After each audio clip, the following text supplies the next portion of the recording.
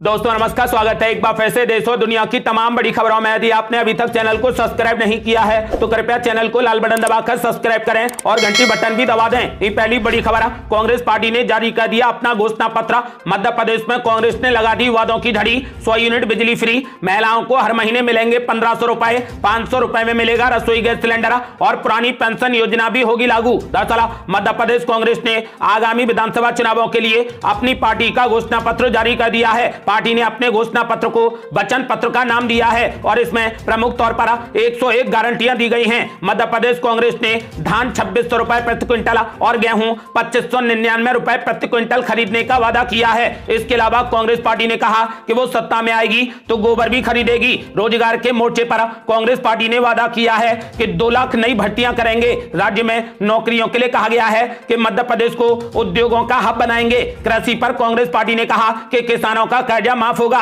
इसके साथ ही लोगों का 10 लाख रुपए का दुर्घटना बीमा और 25 लाख रुपए का स्वास्थ्य बीमा भी किया जाएगा। कांग्रेस पार्टी ने वादा किया है कि जय किसान कृषि ऋण माफी योजना को निरंतर जारी रखेंगे और किसानों का 2 लाख रुपए तक का कर्जा माफ करेंगे। इसके साथ ही महिलाओं को प्रतिमाह 1500 रुपए नारी सम्मान निधि के रूप में दिए जाएंगे। पार्टी ने कहा कि घरेलू गैस सिलेंडर मात्र 500 रुपए में देंगे। इंदिरा गृह ज्योति योजना के अंतर्गत 100 यूनिट बिजली फ्री और 200 यूनिट बिजली की दर आदि होगी। कांग्रेस पार्टी ने अपने वचन पत्र में कहा कि पुरानी पेंशन योजना को भी लागू करेंगे और किसानों को सिंचाई के लिए 5 हॉर्स पावर का विद्युत कनेक्शन बिल्कुल फ्री में देंगे और किसानों के बकाया बिजली बिल भी माफ कर देंगे। कांग्रेस पार्टी ने मध्य प्रदेश के घोषणा पत्र में वादा किया है कि किसान आंदोलन एवं विद्युत संबंधी झूठे व निराधार प्रकरणों को वापस लिया जाएगा। बहुत दिव्यांगजनों की पेंशन की राशि बढ़ाकर 2000 रुपए कर दी जाएगी। इसके साथ ही जातीय जनगणना भी कराई जाएगी। आपको बता दें कि कांग्रेस पार्टी ने वादा किया है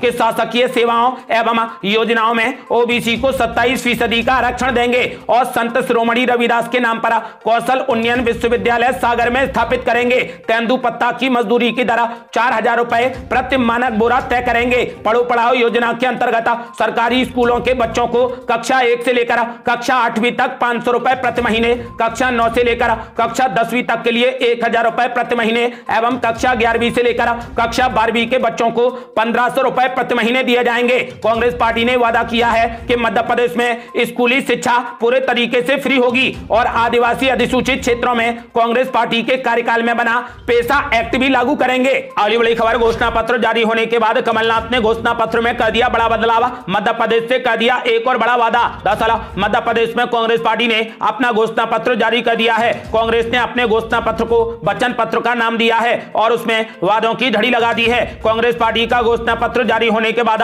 राज्य इकाई के अध्यक्ष और पूर्व मुख्यमंत्री कमलनाथ ने अपनी प्रतिक्रिया दी है। इसके अलावा कमलनाथ ने एक और बड़ा वादा किया है। कमलनाथ ने गेहूं के दाम को 2600 रुपए प्रति क्विंटल से बढ़ाकर 3000 रुपए प्रति क्विंटल तक करने का वादा किया है। कमलनाथ ने कहा कि कांग्रेस पार्टी ने विधानसभा चुनावों के लिए अपना घोषणा पत्र जारी कर दिया है। यह वचन पत्र मध्य प्रदेश की जनता के लिए खुशहाली और समृद्धि का संदेश है। उन्होंने कहा कि हम किसानों को गेहूं का 2600 रुपए प्रति क्विंटल मूल्य देंगे और इसे बढ़ाकर 3000 रुपए प्रति क्विंटल तक ले जाएंगे। उन्होंने कहा कि वचन पत्र में समाज के सभी वर्गों के कल्याण के लिए संकल्प लिया गया है। कमलनाथ ने कहा कि यदि मध्य प्रदेश में कांग्रेस आएगी तो खुशहाली लेकर आएगी।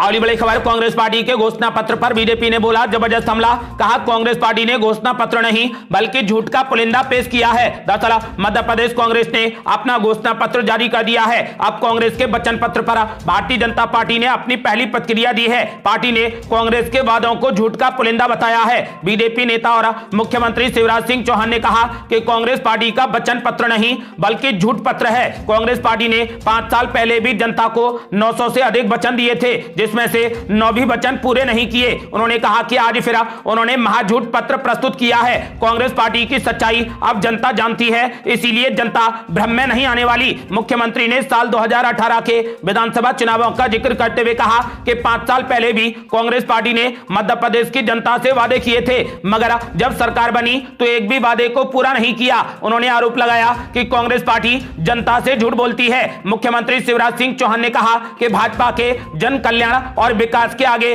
कांग्रेसियों के झूठे वचन और वादे नहीं टिकेंगे। उन्होंने कहा कि जनता इन्हें जवाब देगी और भाजपा फिर से जीतेगी और पूर्ण बहुमत के साथ सरकार बनाएगी, क्योंकि हम जो कहते हैं वो करके दिखाते हैं। और बड़ी खबर, कांग्रेस पार्टी ने कर दिया बड़ा खुलासा। यदि 2024 में इंडिया गठबंधन जीता तो मल्लिकार्जुन खड़गे या राहुल गांधी बनेंगे प्रधानमंत्री। दरअसल विपक्षी दलों ने मिलकर अगले साल होने वाले लोकसभा चुनावों के लिए इंडिया गठबंधन बनाया है। इसके बनने के बाद से ही ये चर्चाएं तेज हैं कि इंडिया गठबंधन को अगर जीत मिलती है तो प्रधानमंत्री कौन होगा। इस रेस में अखिलेश यादव, नीतीश कुमार, ममता बनर्जी समेत कई नेता शामिल हैं। हालांकि कांग्रेस वर्किंग कमेटी के सदस्य और तिरुवनंतपुरम से सांसद शशि थरूर ने अब खुलासा कर दिया है कि प्रधानमंत्री पद का उम्मीदवार कौन होगा। कांग्रेस पार्टी के नेता शशि थरूर ने कहा कि उन्हें लगता है कि अगर इंडिया गठबंधन को 2024 के लोकसभा चुनाव में जीत मिलती है तो कांग्रेस अपने पार्टी अध्यक्ष मल्लिकार्जुन खड़गे या फिर पूर्व अध्यक्ष राहुल गांधी को प्रधानमंत्री के रूप में नामित करेगी। शशि थरूर ने कहा कि अगले साल के चुनाव में विपक्षी गठबंधन की वजह से हैरानी भरे नतीजे देखने को मिलेंगे। इंडिया गठबंधन के बीजेपी के नेतृत्व वाले एनडीए गठबंधन को शिकस्त देकर केंद्र में सत्ता में आने की संभावना है। शशि थरूर ने कहा कि यदि 2024 के लोकसभा चुनाव में इंडिया गठबंधन जीतता है तो कांग्रेस पार्टी की तरफ से मल्लिकार्जुन खड़गे या फिर राहुल गांधी प्रधानमंत्री होंगे। अगली बड़ी खबर, बीजेपी ने कर दिया बड़ा दावा। कहा यदि शराब घोटाले में दोषी साबित हुई आम आदमी पार्टी तो दिल्ली के मुख्यमंत्री खुद को बचा नहीं पाएंगे। दरअसल दिल्ली आबकारी नीति मामले में सीबीआई और ईडी ने सोमवार को सुप्रीम कोर्ट से कहा कि आम आदमी पार्टी को भी इस केस में आरोपी बनाया जा सकता है। इसके बाद बीजेपी अध्यक्ष वीरेंद्र सचदेवा ने आम आदमी पार्टी और दिल्ली के मुख्यमंत्री केजरीवाल पर जमकर हमला बोला। उन्होंने दावा किया है कि अगर आम आदमी पार्टी इसमें दोषी पाई गई तो यह तय है कि इसके संस्थापक भी दोषी माने जाएंगे। ऐसे में दिल्ली के मुख्यमंत्री केजरीवाल खुद को बचा नहीं पाएंगे। उन्होंने कहा कि जांच एजेंसियां अपना काम कर रही हैं, सुप्रीम कोर्ट के आदेश के अनुरूप उन्हें काम करने दीजिए। एक सवाल के जवाब में उन्होंने कहा कि हमने आम आदमी पार्टी के संयोजक केजरीवाल से यह नहीं कहा था कि वो मंदिर, मस्जिद, स्कूल और गुरुद्वारे के पास में शराब की दुकानें खोलें। जब ईडी छत्तीसगढ़ के मुख्यमंत्री भूपेश बघेल के यहां पर छापेमारी करती है तो अरविंद केजरीवाल जांच एजेंसियों की अच्छे काम के लिए प्रशंसा करते हैं, और जब ईडी उनके साथ या उनके पार्टी के नेताओं के साथ ऐसा करती है तो वो सवाल उठाने लगते हैं। वीरेंद्र सचदेवा ने कहा कि अगर दिल्ली के मुख्यमंत्री केजरीवाल इसमें शामिल नहीं हैं तो उन्हें डरने की जरूरत नहीं है, और यदि वो शामिल हैं तो उन्हें कोई बचा नहीं सकता। अगली बड़ी खबर, मुख्यमंत्री भूपेश बघेल ने गृह मंत्री अमित शाह पर बोला तूफानी हमला।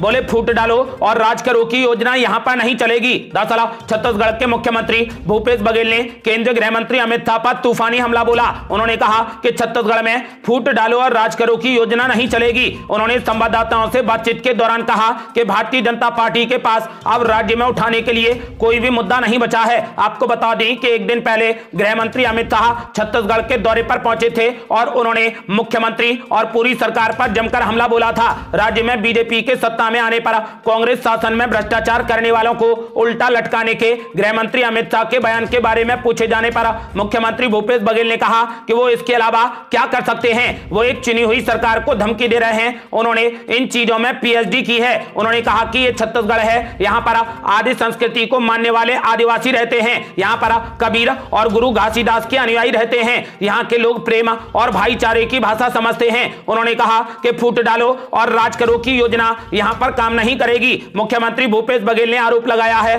कि गृह मंत्री अमित शाह जी लोगों को डराकर छत्तीसगढ़ को अडानी को सौंपना चाहते हैं। वो राज्य को गौतम अडानी को सौंपने की पुरजोर कोशिश कर रहे हैं, लेकिन वो इसमें सफल नहीं होंगे।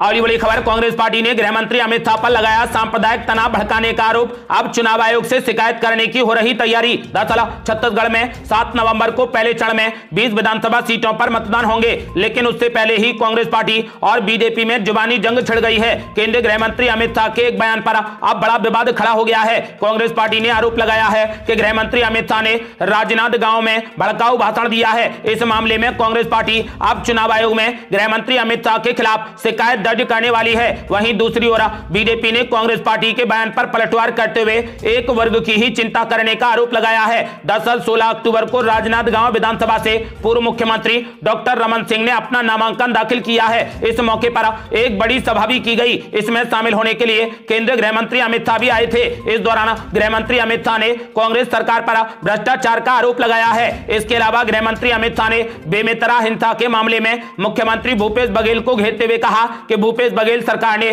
तुष्टीकरण के लिए और वोट बैंक की राजनीति के लिए छत्तीसगढ़ के बेटे भुवनेश्वर साहू को लिचिंग करवाकर मार दिया। बीजेपी ने तय किया है कि हम भुवनेश्वर के हत्यारों को उनके अंजाम तक पहुंचाएंगे और इसके लिए प्रतीक के रूप में उनके पिता ईश्वर साहू को चुनावी मैदान में उतारा है। आपको बता दें कि अब गृह मंत्री अमित शाह के बयान पर छत्तीसगढ़ कांग्रेस के साथ साथ कांग्रेस की राष्ट्रीय टीम ने भी आपत्ति जताई है। जयराम रमेश ने शांत प्रदेश छत्तीसगढ़ में सांप्रदायिक हिंसा भड़काने का आरोप लगाया है। आपको बता दें कि अब कांग्रेस पार्टी चुनाव आयोग से गृह मंत्री अमित शाह की शिकायत करने की तैयारी में है।